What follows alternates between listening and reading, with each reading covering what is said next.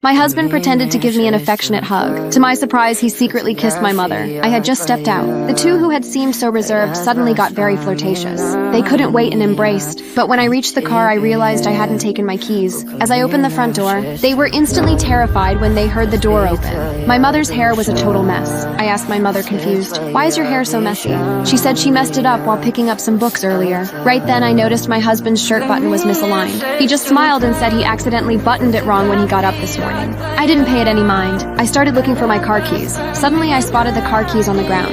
As I bent down to pick them up, I found a piece of underwear near the keys. But that underwear wasn't mine at all. I picked it up and asked whose it was. My mother hurried over and said it had accidentally been left behind when he was hanging up clothes. I gave her a silent look. Then I turned and left for work. But I hadn't really left. At the doorway, I deliberately made the sound of the door closing. Then I quietly hid in a corner. They thought I had gone to work. They embraced again. I hid nearby and watched them silently. By then, I had already planned my revenge. Only after that did I quietly go to work. The next day, while they were eating fruit together, I suddenly appeared in front of them, and I told my husband I was pregnant. In an instant, both of them were terrified. But my husband pretended to be happy. My mother also pretended to offer her congratulations.